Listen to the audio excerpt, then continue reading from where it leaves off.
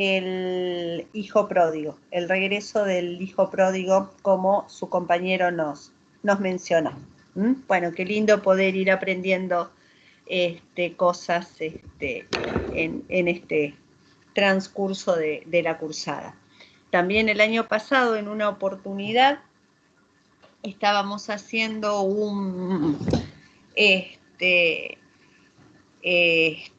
analizando unos testamentos, ¿no es cierto? El testamento de San Martín. Entonces me presentan un trabajo y dice que San Martín instituyó heredera a su esposa.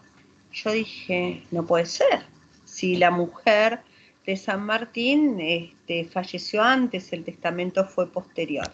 Y aprendí, seguí leyendo el trabajo, por suerte sigo leyendo yo, no es que digo, no, esto no es así, que San Martín tiene un testamento anterior, que luego hace otro, que es el conocido por todos, el que también lega el sable a Rosas, y el testamento, siempre un testamento posterior, deroga el anterior, y en el primer testamento de San Martín había instituido heredera a su esposa Remedios. Después tiene el posterior, bueno, Remedios ya había fallecido, y el testamento, el que todos conocemos, se redactó en Francia. Bueno, siempre vamos aprendiendo cosas nuevas, así que muchas gracias, Hernán. Profe, una pregunta.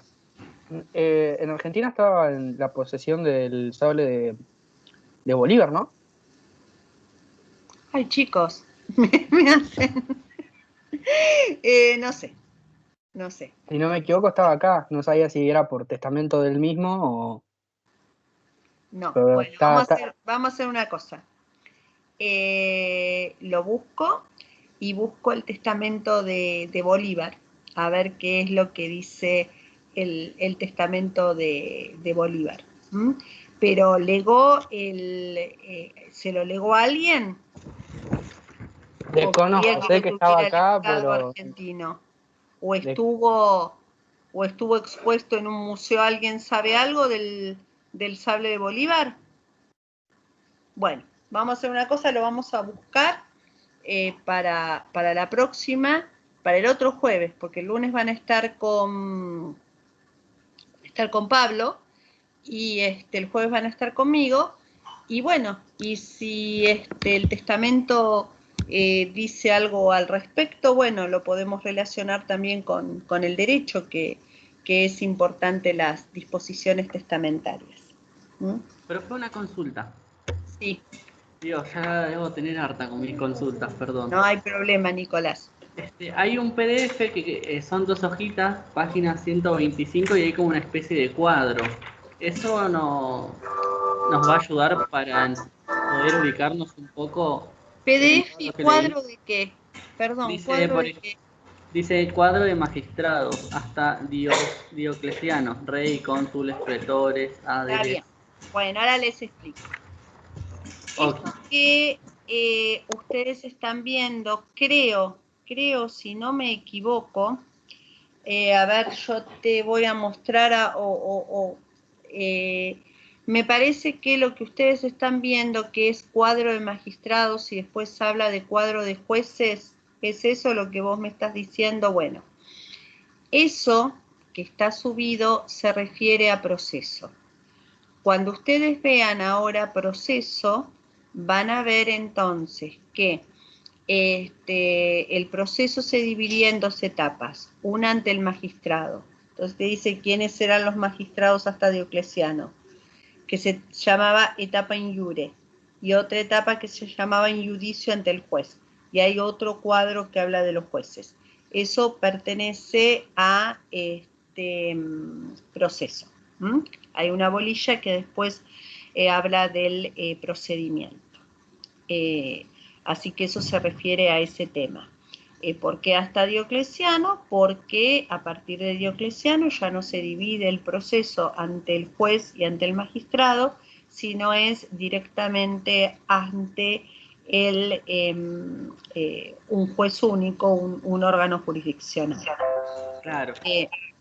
con anterioridad, por ejemplo, el juez, en Roma, con anterioridad a Diocleciano, el juez tenía que ser una persona, un ciudadano, el que iba a decidir, no el magistrado, que era el pretor, por ejemplo. En la República, el que iba a decidir era una persona que entienda sobre el tema. Una persona destacada, un ciudadano destacado, pero que entienda sobre el tema. Yo hace un ratito les hablé de esa obrita de teatro que se llamaba iba a decir una barbaridad, iba a decir la zapatera prodigiosa, la esclava litigiosa, en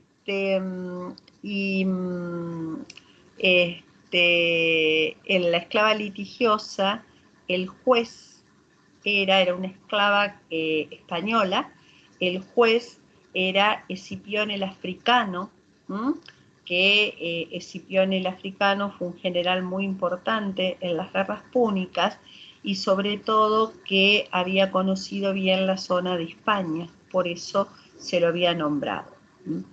Bueno, volviendo entonces a lo nuestro, a las fuentes.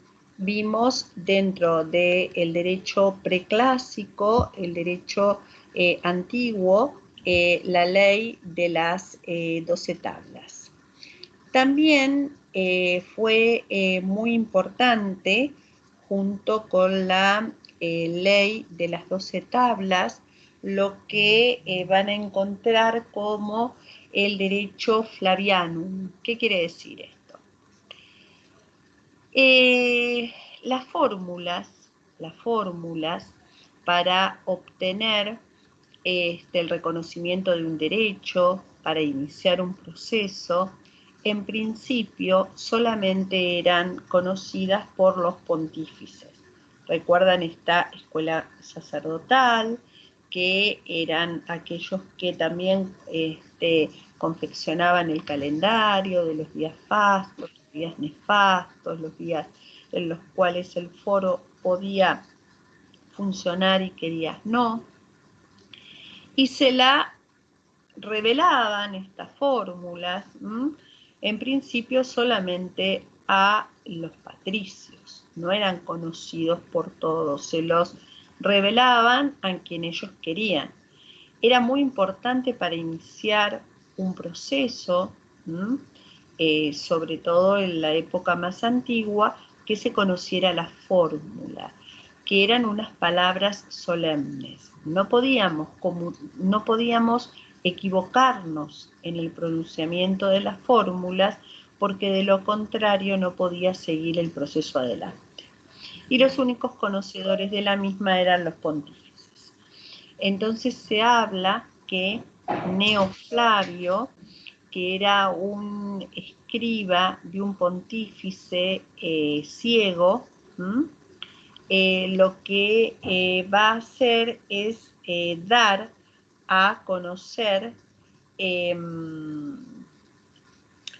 Gneo Flavio, que era entonces este escriba de este pontífice que se llamaba Apio Claudio, que no tiene nada que ver con el Apio Claudio que hablamos antes, del incidente de Virginia, que era un pontífice ciego, y este escriba va a dar a conocer las fórmulas. Entonces va a ser muy importante cuando él da a conocer estas fórmulas, porque ya vamos a encontrar que muchos ciudadanos van a poder entonces iniciar un proceso, porque ya van a saber cómo, ya van a saber qué van a pronunciar, ya van a saber qué van a decir. Después lo vamos a ver bien, porque era muy importante el pronunciamiento de estas fórmulas.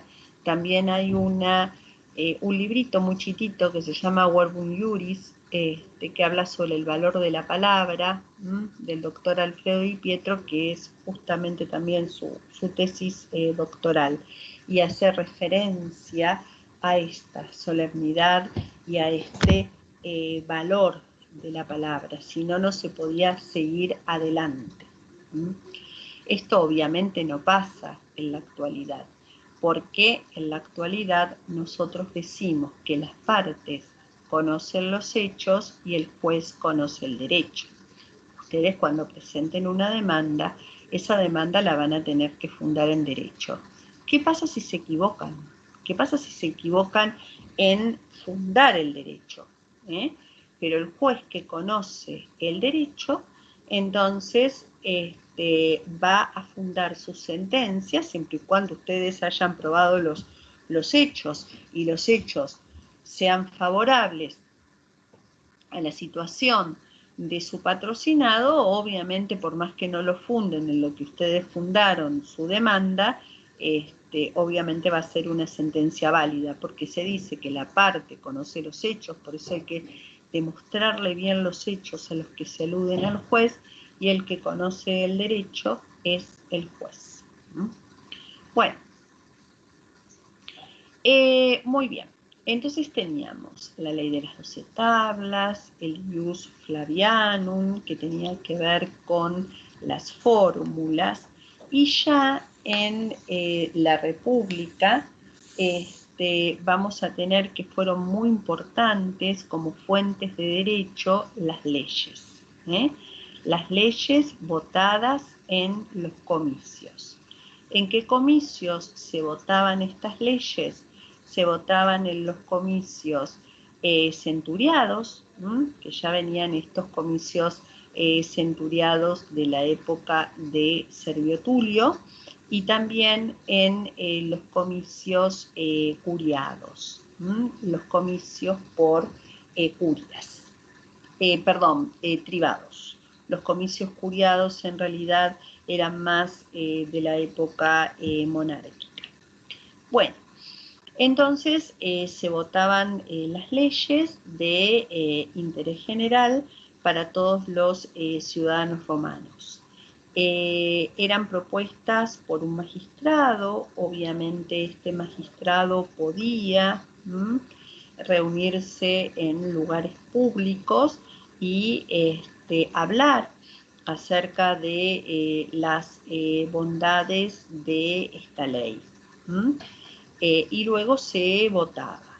Se votaba mediante tablas, en la cual se podía, si se daba el voto afirmativo para la ley, se decía que se hacía lugar a lo nuevo, y si era el no, no se decía no, sino que se decía antico, lo viejo.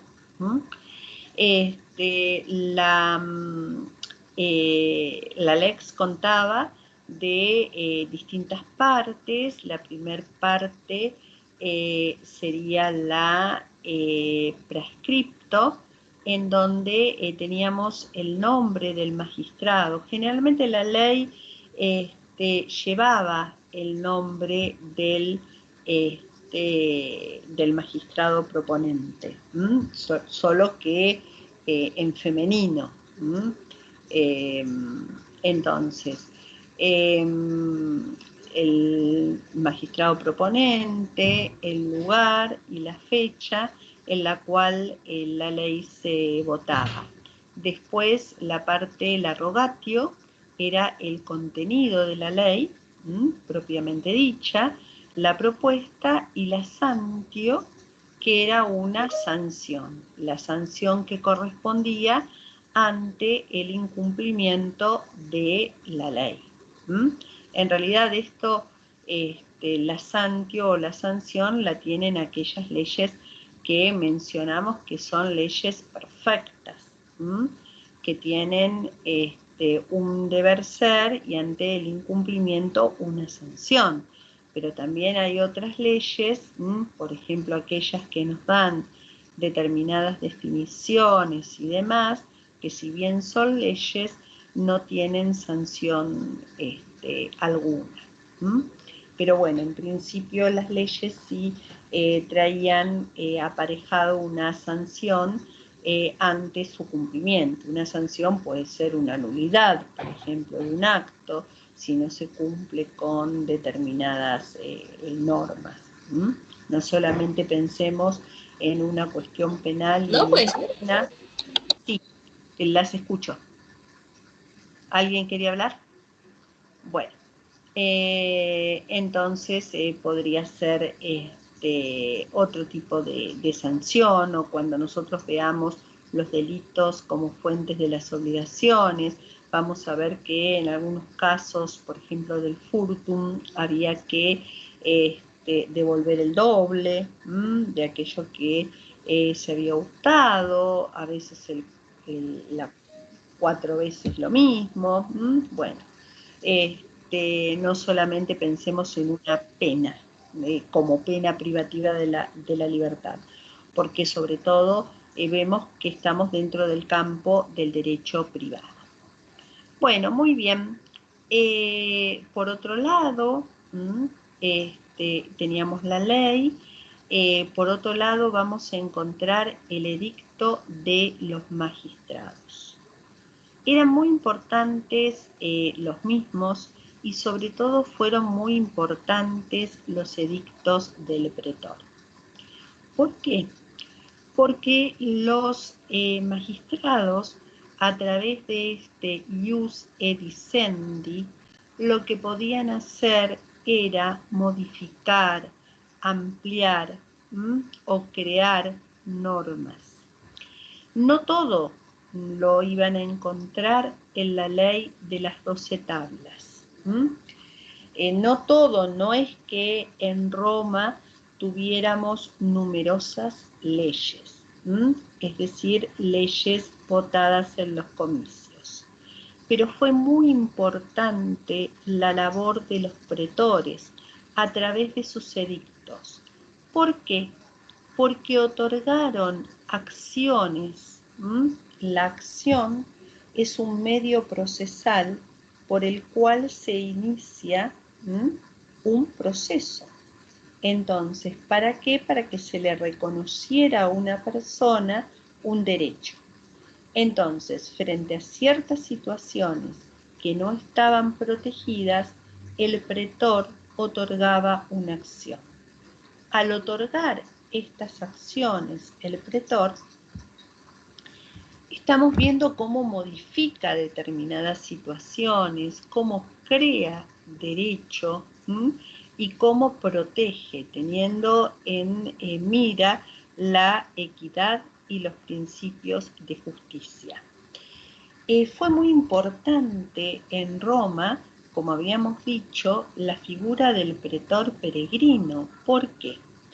Porque la ley de las 12 tablas se aplicaba en principio a los ciudadanos romanos. Recién las leyes romanas van a comenzar a aplicarse a todos los habitantes del imperio. ¿Cuándo? En el año 212, cuando un emperador llamado Caracalla otorga la ciudadanía romana a todos los habitantes del imperio. Van a ver que en algunos libros ustedes van a escuchar con respecto a esta constitución que otorga la ciudadanía romana, van a leer, sobre todo en el libro de Iglesias, que les dice Constitución Antoniana. Bueno, es esta, porque Caracalla se llamaba Antonino Caracalla. Entonces hace referencia a, ahí entró Lisandro, hace referencia a esta constitución. Pero antes de esto solo se aplicaba el derecho civil a los ciudadanos romanos. Civil viene de civitas, de ciudad, solamente a los romanos. Pero ¿qué pasaba? ¿No había numerosos extranjeros o no se realizaban con los extranjeros determinados actos jurídicos? Entonces, ¿se le podía aplicar el derecho civil? No. Por eso fue muy importante la labor del pretor peregrino, que era aquel que desarrollaba o intervenía en aquellas cuestiones entre ciudadanos romanos y extranjeros y cómo protegía ciertas situaciones. ¿A través de qué? Del edicto. Entonces, cuando empezaba en sus funciones, en su edicto, iba a decir, bueno, vamos a proteger, no sé, la posesión de los extranjeros. Es un ejemplo que les doy. Entonces, otorgaba acción para el caso de que, bueno, hayan adquirido mediante una compraventa, no sé, un inmueble, ante un incumplimiento puedan ser protegidos. Por ejemplo, también el pretor, otras cuestiones relativas a los préstamos, lo que habíamos hablado con referencia a este hijo emancipado, que habíamos hablado hace un ratito. Y vigente, estas acciones o estas situaciones que él iba a proponer, ¿cuánto iban a estar? Un año. Pero el pretor que venía luego de él, por lo general, mantenía todo lo antiguo y dictaba otras medidas que también iban a ser protegidas durante el periodo de sus funciones. Por eso fue muy importante la figura del pretor y esto que decíamos que el pretor crea derecho, modifica el derecho o ayuda a interpretar el derecho. Tal es así, que creo que esto igualmente yo se los había mencionado, que cuando hoy en día, cuando un juez realiza una verdadera elaboración, estudia el tema o nos da una respuesta frente a una laguna del derecho, en que el juez siempre tiene que responder, siempre tiene que dar una respuesta, entonces decimos que realizó una verdadera elaboración pretoriana, haciendo referencia a este antiguo pretor. Entonces los edictos también son una fuente muy importante de derechos, junto con las leyes, sobre todo en la época republicana. ¿Qué pasa en la época ya en el Principado? Hay un emperador, esto lo incluimos dentro de la llamada época preclásica. Hay un emperador llamado Adriano, que ordena recopilar todos los edictos del pretor y de los pretores, y esto se va a llamar en el año 131 después de Cristo. Se va a llamar el Edicto Perpetuo Salvio Juliano y va a estar aprobado mediante que se va a poder aplicar esto, y se va a aprobar mediante un senado consulto, porque los senados consultos, que eran propuestos por el emperador al senado, una vez que eran aprobados estas leyes o estos pedidos por los senadores, tenían fuerza de ley. Entonces este edicto perpetuo que el emperador Adriano le había encargado a un jurista llamado Salvio Juliano, entró en vigencia mediante un senado consulto. Entonces ustedes lo van a encontrar, esta fuente de derecho, como el Edicto Perpetuo Salvio Juliano, del año 131 a.C., del emperador Adriano. Y acá da lo mismo, igual, bueno, ustedes van a dar oral, acá da lo mismo porque me llama la atención, pero Di Pietro escribe Adriano con H. En alguna de las versiones del libro está con H. En otros los encontramos en Argüello, por ejemplo, sin H. Bueno, no importa. Es el emperador Adriano y ordena que Salvio Juliano organice este edicto perpetuo. Bueno, vamos a hablar ahora de una fuente muy importante del derecho, que es la jurisprudencia clásica. Vamos a hablar de los primeros, la labor de los jurisconsultos, la labor de los prudentes. Recuerdan que nosotros estuvimos hablando la clase pasada de la época de la Pax Romana, la época de esplendor de Roma, en donde encontramos un crecimiento en cuanto a las artes, encontramos crecimiento también en cuanto al derecho. Y acá es cuando van a surgir las escuelas del derecho, los primeros estudiosos del derecho. Y vamos a encontrar dos grandes escuelas, la de los sabinianos y la de los proculeyanos. Entonces, suele decirse que el fundador de los proculeyanos fue Labión, así como suena, y la de los proculeyanos fue Próculo. Estas escuelas del derecho, yo les había dicho que frente a determinadas cuestiones... No escuché bien. A ver, perdón. Bueno, Labión era el fundador de los sabinianos y Próculo, el de los proculeyanos. Lo que les mencionaba que estas escuelas, frente a determinados conflictos o frente a determinadas cuestiones, nos van a dar una respuesta. Creo que yo algo de esto les hablé la clase pasada, por ejemplo, del nacimiento con vida de una persona. Creo que se los mencioné, que una escuela decía que era necesario escuchar la voz del menor y otra de las escuelas decía que era necesario que se haya observado algún signo de vida, porque supongamos que la criatura que nacía era muda, entonces, ¿qué pasaba con esto?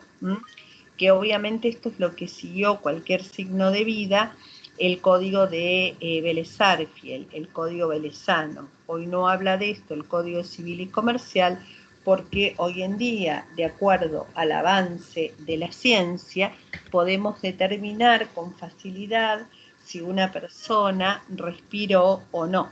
Pero en aquella época que no teníamos estos avances científicos, había que dar otra respuesta. Por ejemplo, lo que hablábamos hace un ratito también, que era importante saber cuándo se producía la concepción de una persona, para saber, por ejemplo, muere el padre, si esa persona por nacer es su hijo o no. A ver, si nace después no sé, de 13 meses de muerto la persona, obviamente no es del causante el hijo. Entonces, hoy hacemos un ADN, pero en esa época un ADN incluso con alguna, se puede exhumar el cuerpo de una persona para hacer el ADN, pero en ese momento, ¿a qué recurríamos? A presunciones, y se establecía un máximo y un mínimo del embarazo. El máximo eran 100 días y el mínimo eran 180 días. La diferencia entre 300 y 180 días, que eran esos 120, se presumía que ahí se había producido la concepción. Esto también se incorporó después en nuestro Código de Vélez. Y en una de las reformas del Código, con la Ley 23.515, que entre otras cosas fue la ley conocida como la de divorcio vincular, que va a modificar no solamente esto del divorcio vincular, sino todo lo relativo al matrimonio, va a decir que esto es una presunción que admite prueba en contrario, obviamente por esto del avance de la ciencia. Hoy nuestro nuevo Código Civil y Comercial no hace referencia a esto, pero sí nuestras legislaciones anteriores. En la época de Vélez y en el derecho romano, esta presunción no eran de aquellas llamadas presunciones iure et de iure, son aquellas que no admiten prueba en contrario. Pero a medida que la ciencia avanza, obviamente que esto puede cambiar y la ciencia nos puede dar otra respuesta. Bueno, entonces, decíamos que estas escuelas muchas veces se expedían sobre estas cosas, otras se expedían, por ejemplo, para la celebración del matrimonio. Para la celebración del matrimonio, la persona tenía que ser puber. Entonces, una escuela decía que la pubertad comenzaba para los hombres a los 14 y a las mujeres a los 12. Y otra decía, las mujeres a los 12 y con respecto a la pubertad con los varones tenía que decir el pater mediante una inspección corpórea cuando la persona era puber y obviamente podía procrear para que se celebrara el matrimonio. Entonces, son distintas posturas que frente a distintas situaciones nos van dando una respuesta. Bueno, después tenemos que encontramos ya en el siglo II, fines del siglo I, sobre todo siglo II y principios del siglo III, la época de los grandes jurisconsultos clásicos. Los grandes jurisconsultos, los clásicos, los que siempre se estudiaron, fueron 5: Gallo, Ulpiano, Papignano, Modestino y Paulo. Gallo, Ulpiano, Papignano, Modestino y Paulo. Eran importantes, era importante que algunos de estos jurisconsultos que les menciono tenían en la época del Principado el ius respondendi. ¿Qué es esto del ius respondendi? Esto es una facultad que le otorgaba el príncipe, por ejemplo, en su momento Augusto, a emitir opiniones en ciertas cuestiones que fueran sometidas al príncipe, consultados y que den la respuesta en nombre del emperador. Esto es tener el ius publica respondendi, tener la respuesta en nombre del emperador. Hablar en nombre del emperador, decir derecho, no todos los jurisconsultos la han tenido. Por ejemplo, Gallo no la tuvo. Gallo conocemos, y es muy importante dentro de sus obras, las institutas de Gallo. Nosotros tenemos una versión de las institutas, que son las institutas de Gallo, que están comentadas por el doctor Alfredo Di Pietro. Cuando nosotros veamos algo relativo a el proceso que estábamos hablando, vamos a tomar alguna parte de estas institutas para leerlas e ir comentando al respecto. Después hay obras muy importantes y hay algo que nosotros siempre decimos y seguramente ustedes lo han escuchado, lo han dicho, o lo han estudiado, incluso a lo mejor en algún libro del secundario también aparece. ¿Nunca escucharon esto de vivir honestamente, no dañar a otro y dar a cada uno lo suyo? Que decimos que, bueno, si lo compaginamos con la idea del derecho, que debemos vivir honestamente, dar a cada uno lo suyo y no dañar a otro. Bueno, esto lo dijo Ulpiano, uno de los grandes jurisconsultos clásicos. Esto viene de Ulpiano. Bueno, entonces fue muy importante esta labor de los jurisconsultos, que eran, al ser estudiosos del derecho, eran consultados para dar respuesta a... ¿sí? Más o menos, ¿en qué tiempo estamos ubicados acá para que yo me pueda ubicar en el manual?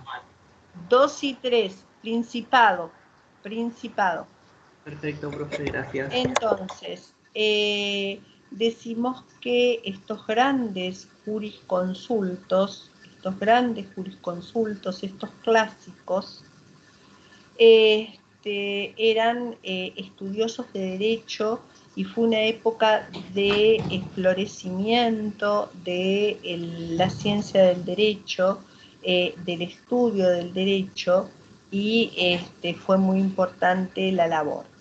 Hayan tenido o no el ius publica respondendi.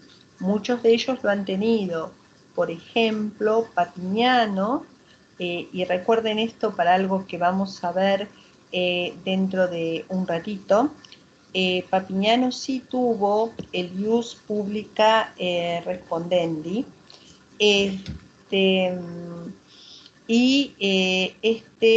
Papignano fue, miren, amigo de un emperador llamado Septimio Severo. Estamos hablando de fines del siglo II, porque es del 193 al 211. ¿Qué pasa? Septimio el Severo lo mandó a asesinar el emperador Antonino Caracalla, hijo de Septimio el Severo. Entonces, Caracalla manda a matar a su padre, y el jurisconsulto no quiso justificar el asesinato que había ordenado, no quiso. El emperador había ordenado un asesinato. Entonces, como él no quiso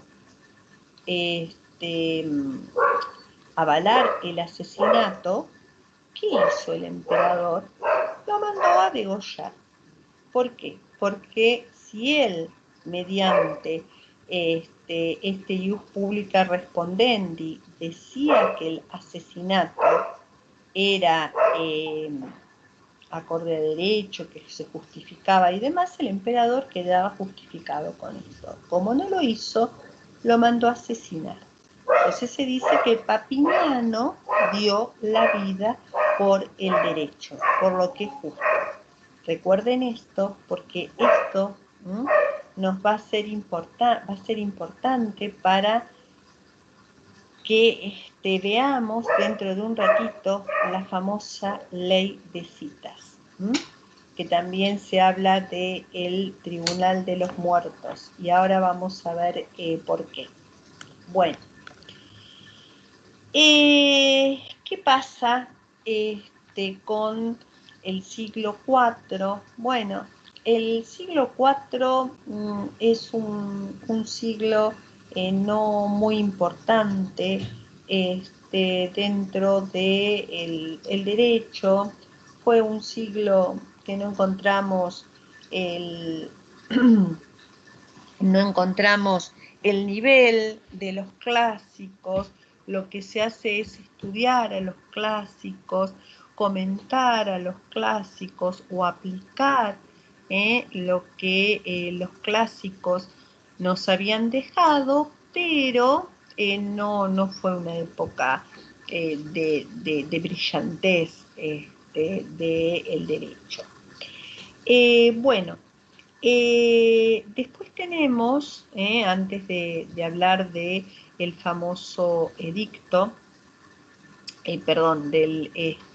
famosa ley de citas, vamos a hablar que otra de las fuentes importantes de el derecho, sobre todo en la época imperial y en el dominado, fueron las constituciones imperiales, la ley que emanaba del emperador.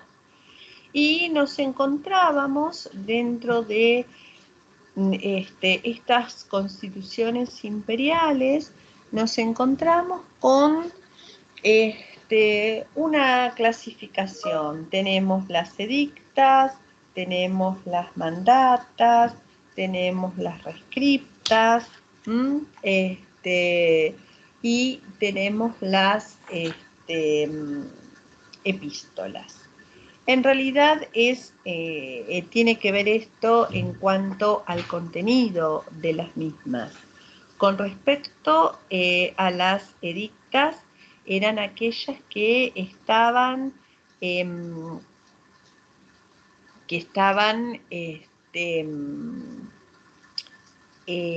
dictadas en virtud del imperium del emperador, de este poder político, de este poder que se tenía en todos los aspectos. Hoy en día, cuando queremos hablar de la palabra imperium, a lo mejor se la podemos asignar a un juez, no teniendo en cuenta una cuestión política, pero bueno, el único que tiene, por ejemplo, facultad para abrir la correspondencia privada, para ordenar un escucho, es el juez. No lo tiene ni el ejecutivo ni el legislativo, lo tiene el juez. Entonces, aquel que tiene el imperium sería el juez. Muy bien, en virtud de esto, el emperador podía dictar estas edictas dirigidas especialmente a funcionarios, a gobernadores, en función de este poder que él tenía. Después tenemos como importante las mandatas, que eran instrucciones dirigidas a los funcionarios. Por ejemplo, que los gobernadores no podían casarse con una mujer de su provincia, o domiciliadas en la misma jurisdicción. Después, en la época del dominado, todas estas mandatas ya van a ir perdiendo virtualidad. Después tenemos los rescriptos, que son omitidos, que son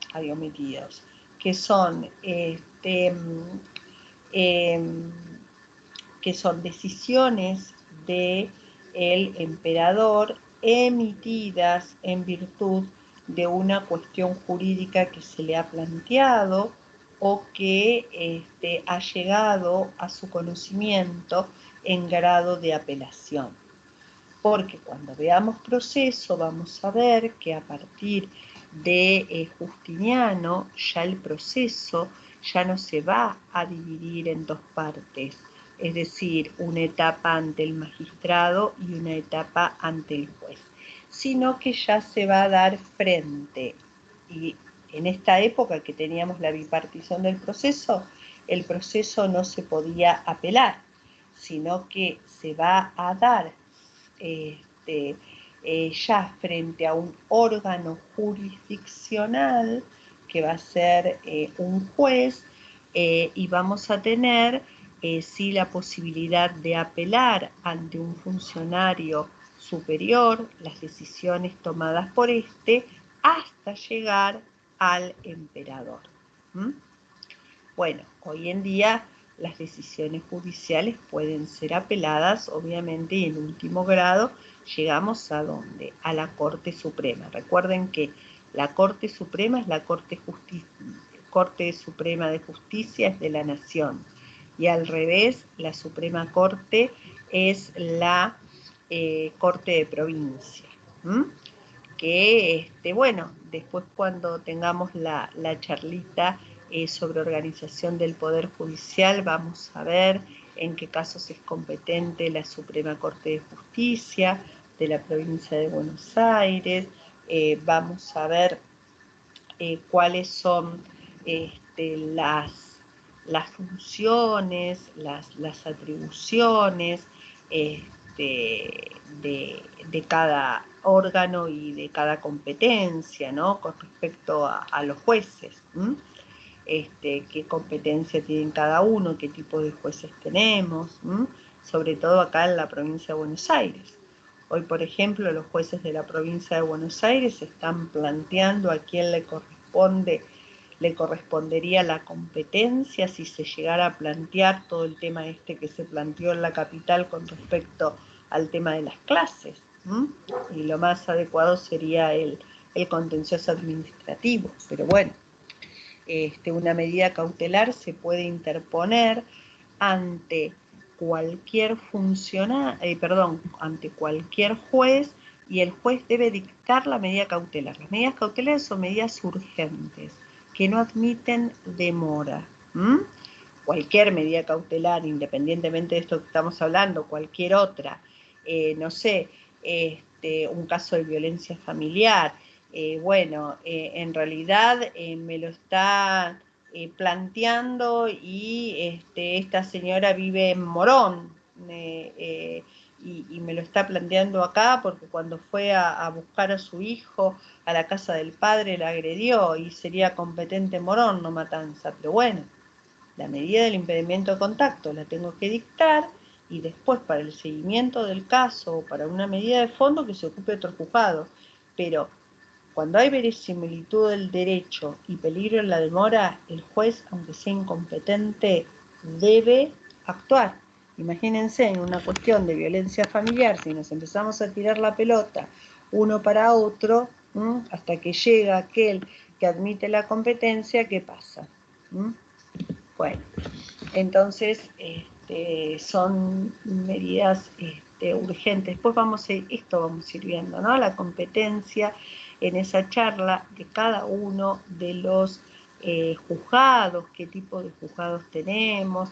Nosotros, por ejemplo, en la justicia del trabajo tenemos tribunales, y no tenemos cámara de apelaciones. Se puede apelar solamente en casos especiales ante la Suprema Corte. En cambio, en la capital tenemos juzgados de trabajo y tenemos cámara de apelaciones del trabajo. ¿Tenemos algún miembro del Poder Judicial en el aula? ¿Alguien que trabaje en tribunales? ¿No? Bueno, también, ahora no es el caso, ¿no? Porque, estamos con todo el tema de la pandemia, pero la universidad ha firmado convenios con el Poder Judicial y se pueden realizar pasantías también. Que, es muy importante. Sí. El ictum Teodorie. Eso es más adelante.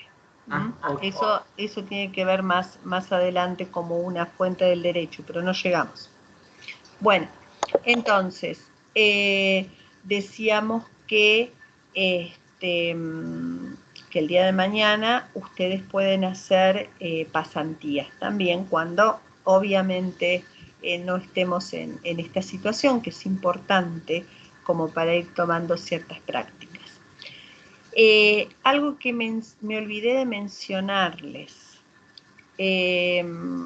no con respecto al derecho romano, sino ya que están en primer año. No sé si alguno de otros profesores le ha mencionado el tema de las tutorías. ¿Se los han mencionado? No. Bueno. El departamento tiene un acompañamiento hacia el alumno y sobre todo a los alumnos de primer año, designándole tutores cuando tienen inconvenientes en alguna materia. Todavía ustedes recién empiezan, a lo mejor se dan cuenta que necesitan ayuda en alguna materia o que necesitan implementar algún método de estudio. Esto muchas veces nos damos cuenta después del primer parcial, que estudiamos mucho y bueno, y no obtuvimos el resultado esperado. También los ayudan a organizarse en cuanto a las materias, ¿no? Porque bueno, depende, una persona que está trabajando es preferible que dé bien 3 materias y que no se anoten 6 y no de ninguna. Y cuando en el momento de elegir tenemos que elegir las correlativas. Bueno, son cosas que a lo mejor nos parecen, uy, no, pero esto ya lo sabemos, pero es importante y sobre todo cuando ingresamos en primer año. Entonces, hay un equipo pedagógico de acompañamiento. Si alguno de ustedes ahora, después del parcial, sea en esta materia, sea en otra materia, se dan cuenta que necesitan algún apoyo o algún tutor, me escriben y yo les paso el correo de dónde tienen que dirigirse. La verdad que está a cargo de la licenciada Laura Marín desde hace años, que viene trabajando con las tutorías junto con otros colaboradores y realmente han dado muchos resultados en cuanto al acompañamiento. Entonces, bueno, cada uno lo va manejando y cada uno va viendo si lo necesita o no. Pero tengan en cuenta que tienen este servicio. El Departamento de Derecho la otra vez nos había mandado un mail con todos los datos, que bueno, también se los voy a acercar a ustedes, pero si alguno después de esta clase se da cuenta que lo necesita, me escribe y le mando todos los datos correspondientes. Me había olvidado de mencionárselos en las primeras clases. Bueno, entonces habíamos dicho que las constituciones imperiales también eran una fuente importante del derecho. Bueno, después vamos a ver que hubo distintas, vamos a hablar de la ley de citas antes de hablar de estas distintas intentos o códigos que se han ido desarrollando previo al Corpus Juris Civilis. ¿Qué es la ley de citas? Bueno, luego de la muerte de Alejandro el Severo, que recuerdan que lo habíamos ubicado en el siglo III después de Cristo, que habíamos hablado que luego de su muerte también comienza todas estas luchas internas por el poder, este desorden, hasta que llega Justiniano. Se abandonó el estudio del derecho prácticamente. En el siglo IV comienza una decadencia, como bien les había dicho.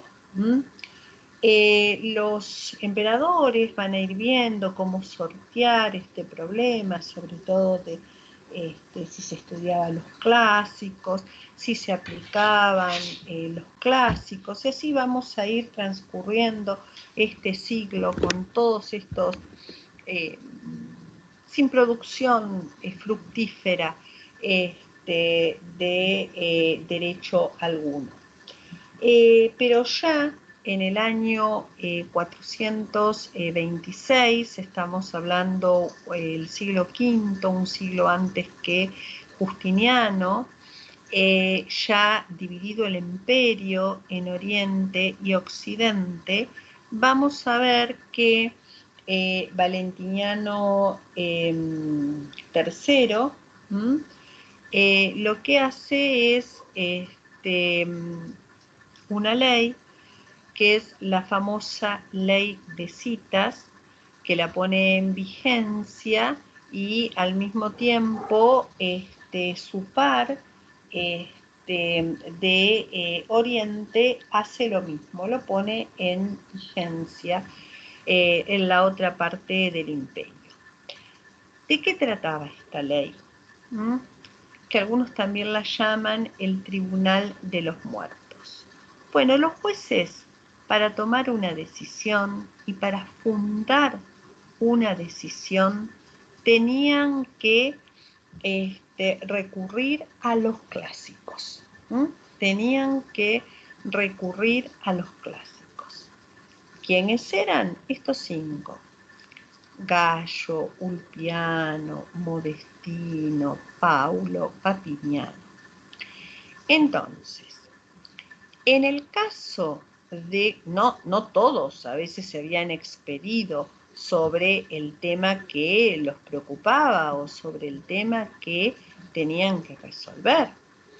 Entonces, el juez tenía que resolver de acuerdo a lo que hubieran dicho la mayoría. Por ejemplo, 3 decían una cosa y 2 decían otra. Perfecto. Pero ¿qué pasa en caso de empate? Ustedes me van a decir, pero si son 5, ¿cómo empate? Pero no todos tendrían que haber escrito sobre lo mismo. Por ejemplo, puede ser que sobre ese tema que tenía que resolver el juez haya escrito Papiniano y haya escrito Gallo. Y obviamente, si aplicamos lo que dice Papiniano, a lo mejor le dábamos la razón al actor, y si aplicábamos lo que decía Gallo, le dábamos la razón al demandado. Entonces, en caso de empate, el juez debe decidir en el grupo que esté Papiniano. ¿Por qué Papiniano? ¿Porque Papiniano era el más viejo? ¿Porque Papiniano era el más sabio? No, porque Papiniano era aquel que había dado su vida por la justicia. ¿Recuerdan que no quiso avalar la muerte de una persona por parte del emperador? Que dijo que eso no estaba de acuerdo a derecho, no quiso dar o emitir su opinión y su fundamento avalando un homicidio. Bueno, por eso Papiniano,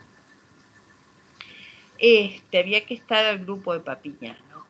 ¿Qué pasa si Papiniano no se había expresado y había empate? Bueno, el juez podía, de acuerdo a su criterio, optar por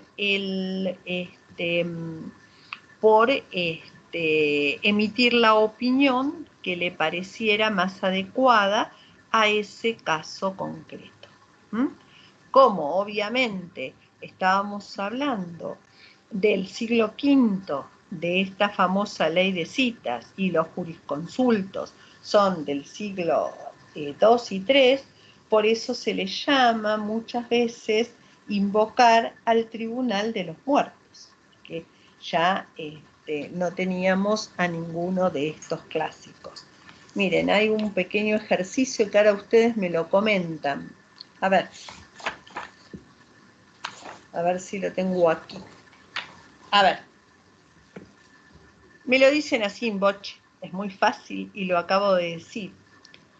Un juez debe resolver cierto litigio conforme la ley de citas. Consultadas las obras pertinentes, encuentran que Ulpiano y Paulo dan soluciones que favorecen al actor, es decir, al demandante, al que inició el proceso, mientras que Gallo y Modestino tienen criterios que, de ser aplicados, harían triunfar al demandado, en tanto que Papiniano no ha escrito sobre la cuestión. ¿Qué se resuelve? ¿Qué se resuelve? Lo que le parezca más adecuado al juez.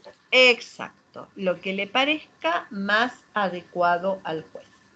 Y si Papiñano hubiera estado en uno de estos grupos, obviamente es lo que dice Papiñano, por más que no fuera lo que le parece más adecuado al juez. ¿Mm? Bueno, salvando obviamente las diferencias, los jueces de primera instancia deben aplicar los plenarios. ¿Qué son los plenarios? Son aquellos fallos que la Cámara dicte en su conjunto. Ustedes saben, bueno, esto igual lo van a ver con Ramón, pero las cámaras de apelaciones se dividen en distintas salas. Por ejemplo, acá en el Departamento Judicial de La Matanza tenemos sala 1 y sala 2. ¿Qué pasa si la sala 1 tiene un criterio y la sala 2 tiene otro criterio? Cada sala está compuesta por 3 jueces. Obviamente que una decisión se vota y obviamente que sale por el voto de la mayoría. ¿Puede ser que en una cámara un juez falle en disidencia? Sí. ¿Puede ser que el día de mañana cambie el criterio de la Cámara? Sí. De acuerdo a lo que decía la minoría, sí. Lo mismo pasa con la Corte también puede cambiar su criterio, y también en la Corte van a ver que hay votos por mayoría y votos por minoría. Esto lo estamos escuchando todos los días. Bueno, bueno, muy bien. Entonces, ¿qué pasa? Es cuestión de suerte. Si me toca la sala 1, mi defendido, mi patrocinado le hace lugar a su reclamo, y si me toca la sala 2, no, que es cuestión de suerte acá. Entonces se puede pedir un plenario, que se reúna la Cámara en pleno y que decida. Obviamente siempre se decide por el voto de la mayoría. ¿Qué pasa si 3 dicen una cosa y 3 dicen otra? Hay empate. Entonces desempata el presidente de la Cámara Penal. En el caso de que fuera el fuero civil. En el caso de que fuera una cuestión penal, desempata el presidente de la Cámara Civil. Por eso, por lo general, esto cuando es un plenario, en este caso que serían 6, lo que dice esos 6, ese plenario va a ser obligatorio para los jueces de primera instancia. Por eso, por lo general, cuando son tribunales o hay grado de apelación, el número es impar para permitir, obviamente, la mayoría. Alguien levantó la manito. A ver. Nélida. Nélida, ¿estás por ahí? Quedó levantada de antes. De cuando hablaste del testamento de San Martín, sí. Dijiste algo de que había nombrado heredera a su esposa, y sí. Yo te iba a preguntar en ese momento si la esposa no era heredera forzosa. Sí, la esposa de San Martín sí era heredera forzosa. Pero ¿qué pasa? La esposa de San Martín fallece con anterioridad a San Martín, entonces no lo puede heredar a San Martín. La heredera forzosa en su caso era Mercedes. Claro. Nosotros podemos testar igual si tenemos herederos forzosos. Lo que no podemos hacer en el testamento es omitir a nuestro heredero forzoso. Hay una porción de la herencia que se llama la legítima, de la cual no pueden ser privados los herederos forzosos. Y hay una porción que se llama la porción disponible, con la cual se le permite al causante disponer libremente. Por ejemplo, San Martín obviamente instituye heredera a su hija, pero uno de sus bienes, que es muy, muy importante, ¿qué hace? Lega este sable a Juan Manuel de Rosas. Sí. Independientemente, yo creo que aparte de obviamente el valor material que pudiera tener este sable, tenía un valor mucho más importante, y también está dando un cierto mensaje político con esto, el general San Martín. También, como dispone libremente de una parte de sus bienes, si bien todo lo recibe Mercedes también hace un legado de renta vitalicia para su hermana, que le dice que hay que entregarle una suma de dinero y a la muerte de su hermana a su sobrina Petronila. Es decir, yo no puedo privar al heredero forzoso, pero hay una parte, con el nuevo código, por ejemplo, si yo tengo hijos, hay 1/3 de toda mi herencia que puedo hacer lo que quiero. Mejorar a otro hijo, puedo, no sé, dejárselo al vecino de la esquina. Lo que no puedo es privarle de esos 2/3 a mis hijos. No sé si respondí tu pregunta, Nelida. Sí, no quería de ninguna manera llevarte otra vez a un tema que ya habíamos cerrado, pero bueno, nada, quedó la mano levantada. Quedó la mano levantada. Bueno, entonces, gracias. No, por favor. Bueno, entonces estábamos hablando de este tribunal de citas y que era obligatorio. Digo, salvando las diferencias, los fallos plenarios también son obligatorios para los jueces inferiores o, por ejemplo, por lo general, también tenemos la doctrina legal de la Corte, de la cual no se apartan los jueces. Bueno,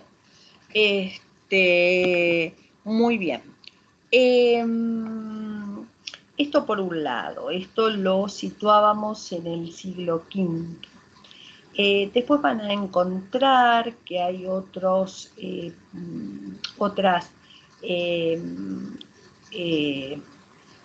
codificaciones en Occidente cuando caen en manos de los bárbaros, se sigue aplicando aquel derecho. Entonces están las recopilaciones romanos bárbaras. En Oriente, lo que preguntaba un poco Nicolás, tenemos el código hermogeniano y el código gregoriano, que bueno, esto se los dejo para que lo vayan leyendo y hay un pequeño resumen. Hasta llegar a la gran recopilación con la que culminamos el estudio del derecho, que sería el Corpus Juris. Bueno, este Corpus Juris de la época de Justiniano, Justiniano va a convocar a los estudiosos y doctrinarios de la época para la confección de este código, ¿sí? Esta recopilación. Esta recopilación va a contar de distintas partes, cómo está dividido el código. Una de las partes va a ser el código. El código va a ser el conjunto de leyes dictadas hasta Justiniano, la recopilación de esas leyes. Después vamos a tener otra parte de este Corpus Juris que se va a llamar digesto o pandectas. Esto de pandectas porque por el tema de los griegos, pero es lo mismo, si llaman el digesto las pandectas, generalmente se utiliza más la palabra digesto, que va a recopilar todos los iuras. ¿Y qué son los iuras? Los iuras son la doctrina de los clásicos. Todo esto que habíamos visto, que siempre se volvía a los clásicos, que se estudiaba los clásicos, que teníamos esta ley de citas en donde recurríamos para fundar las sentencias a los clásicos. Bueno, toda esta producción de los clásicos la vamos a incorporar en el digesto. Después vamos a encontrar las institutas. ¿Qué son las institutas? Las institutas era un manual, era como una especie de manual destinado a los estudiantes de Derecho y que tenía una estructura similar, al las institutas de Gallo, porque se habían basado en cuanto a su estructura o en cuanto a su didáctica a las institutas de Gallo.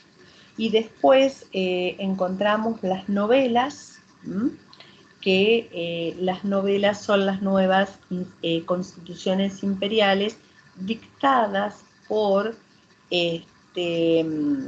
Justiniano, porque obviamente esta recopilación no se hace de un día para el otro. Entonces, es más, van a encontrar que hay cuando hablamos de código, un código nuevo, un código viejo, que luego se va a actualizar con las nuevas constituciones, pero lo importante es saber qué dice el código, ¿no? No vamos a ir ahondando tanto. Y lo importante... Sí, Hernán. 4, ¿no? Dijo, 4. profe. Sí. Código, digesto, institutas y novelas. Gracias. Novelas. Las novelas van a ser las nuevas constituciones imperiales dictadas por Justiniano. Nosotros vamos a estudiar algo de las novelas, porque cuando veamos sucesiones, vamos a ver en la época de Justiniano cómo es el orden. Profe, sí. ¿Cómo dijiste los 4 nombres? Código, digesto o pandectas, institutas y novelas. Así es como se divide el corpus iuris. De nada. Muy bien. Y entonces decíamos que vamos a ver algunas novelas, sobre todo en materia de orden sucesorio, lo que ha dicho Justiniano en el orden sucesorio, que no dista mucho de lo que es el orden sucesorio nuestro actual. Justiniano va a decir que la herencia se refiere a los descendientes, a falta de descendientes, a los ascendientes, y colaterales, luego a los colaterales, hasta el 6º grado. Nosotros en realidad tenemos hasta el 4º grado, y después también va a hablar de la mujer. Hoy en día nosotros sabemos que la esposa o el esposo o el cónyuge, hoy en día hablamos del cónyuge, va a heredar al otro cónyuge sobre los bienes propios. No va a heredar sobre los bienes gananciales. ¿Por qué? Porque cuando muere una persona, un cónyuge, se produce la disolución de la sociedad conyugal. Entonces, el que es el supérstite, el que vive, retire ese 50 como socio de esa sociedad conyugal, siempre que estén bajo un sistema de comunidad de bienes. Vieron que con el nuevo código podemos optar por el sistema de separación de bienes. Retirás ese 50. De lo único que heredás es de los bienes propios del causante. ¿Qué son los bienes propios? Los que recibió por sucesión, los que recibió por herencia, los que recibió como donación. Ahí el cónyuge hereda como un hijo más. Y si están sujetos al régimen de separación, que lo mío es mío y lo tuyo es tuyo, entonces ahí obviamente sí siempre se hereda como un hijo más. Hoy en día hay que manifestarlo. Esto igual está un poco discutido si es por instrumento público.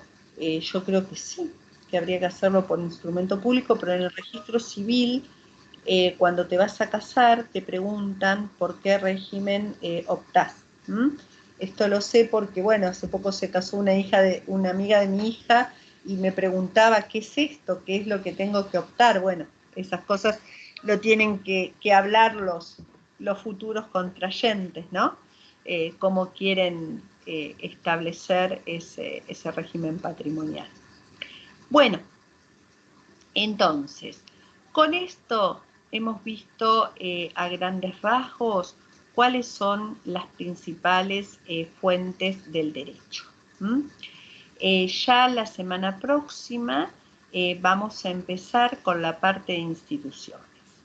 Todo lo que se refiere a la vida ulterior del derecho romano, es decir, qué pasó después de Justiniano, lo vamos a ver más adelante. Antes de empezar con derecho castellano, indiano, cómo está relacionado con eso, antes de empezar con eso, vamos a ver la vida ulterior del derecho romano, que a lo mejor ustedes la vida ulterior la ven inmediatamente posterior a esto en los libros de Romano, pero lo vamos a ver en esa oportunidad y no entraría para este parcial.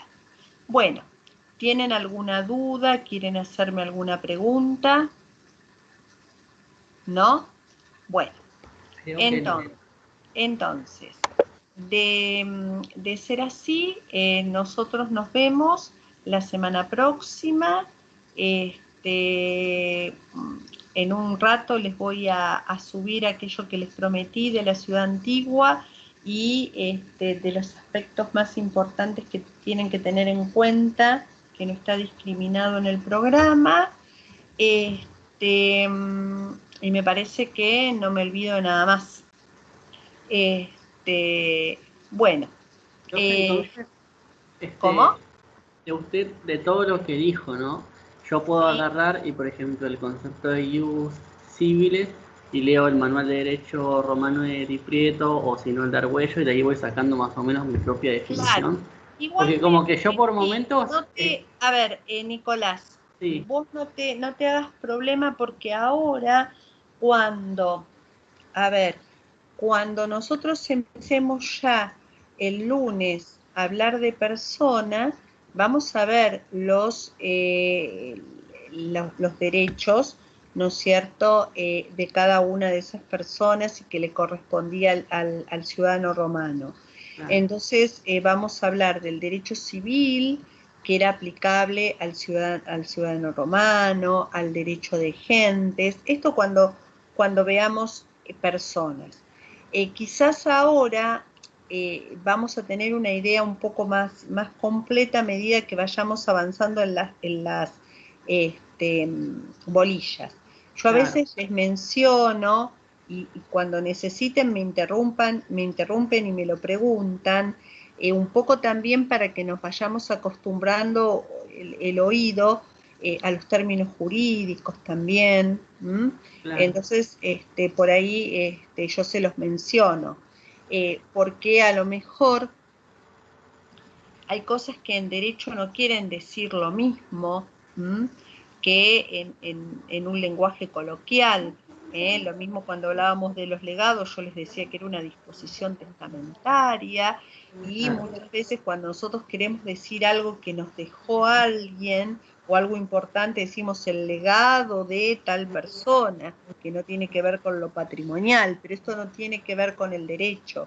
O cuando nosotros decimos repetir el pago, no quiere decir que lo hacemos dos veces. Cuando nosotros mencionamos repetir el pago, quiere decir, por ejemplo, si yo pagué por otro, si vos tenés una deuda y para que a vos no te la ejecuten la pagué yo puedo pedirte a vos después que me repitas este pago, que me des lo que yo pagué por vos, pero no quiere decir que se haga un pago doble. Entonces, o hay muchos términos o palabras que vamos usando que yo trato de hablar del derecho en su conjunto. Obviamente, cuando no entiendan algo, me preguntan, pero esas distinciones ahora cuando veamos personas, vas a ver que vas a encontrar estas dudas que tenés. Claro, profesora, una pregunta. Sí. Me parece que lo que estaba apuntando, o en realidad es lo que sentimos en general en el curso, que estamos desorientados con la bibliografía para seguir las clases. Claro, bueno, ustedes sigan las clases con Alfredo Di Pietro. ¿Qué es lo que tienen? Obviamente, Alfredo Di Pietro les va a decir que el Principado comienza el mismo término que les dije yo. Yo les conté lo de Papiñano. Bueno, Alfredo Di Pietro no lo trae. Le conté otras cosas, porque yo realmente, a ver, no tiene sentido que yo venga a contarle lo mismo que dice Di Pietro, que yo le recite Di Pietro, porque en realidad, no sé, se sientan ustedes a leer Di Pietro, es lo mismo, y yo después le digo, ¿me quieren contar algo de lo que leyeron? Y bueno, es lo mismo. Entonces, el derecho romano es uno solo, la historia es una sola. Entonces, si ustedes estudian o cuando, cuando les tomemos, ustedes me dicen lo que dice Di Pietro, está bien. A mí me gusta agregarle algo más o relacionarlos con algo que les puede interesar. Por eso ahora les voy a subir mi programa viejo, el programa que teníamos toda la vida antes de tener que hacer este programa, que ahí sí les da punto por punto. Volviendo a lo mismo, no quiero repetir, sí, cuando veamos algunas cosas vamos a repetir lo mismo que dice Di Pietro, porque el derecho es lo mismo, ¿no? Pero claro, quizás poniéndole alguna cosa de otro lado, para no recitarles Di Pietro. ¿Sí? Genial entonces, profe. Entonces, ustedes si tienen que leer que la República, el Imperio, el Dominado, lo estudian de Di Pietro, lo leen de Di Pietro, me dicen lo que dice Di Pietro y está bien, ¿sí? Bueno, así que yo ahora les voy a subir esto. Genial, ahí quedó más claro. Bueno. ¿Dónde lo sube, profesora? ¿Cómo? ¿Dónde lo sube?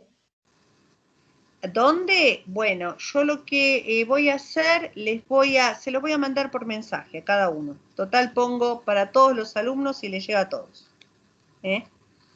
Lo voy a hacer durante el transcurso del día, pero espérenme un ratito que descanse un poco, que estamos desde la mañana temprano, estamos tomando audiencias por Teams desde tempranito. Así que durante el transcurso del día les va a llegar, ¿sí? Bueno, entonces nos vemos la próxima semana. El lunes van a empezar a hablar persona con Pablo y ahora sí, acá van a poder seguir un poco más a Di Pietro, que es lo mismo. Pero, por ejemplo, esto que hablabas vos, Nicolás, este cuadrito que estaba de proceso no lo van a encontrar en Di Pietro. Entonces yo les subí dónde lo van a encontrar, ¿sí? Genial. Bueno, listo. Nos vemos entonces la próxima clase. Hasta la próxima. Gracias, profe. Hasta la próxima.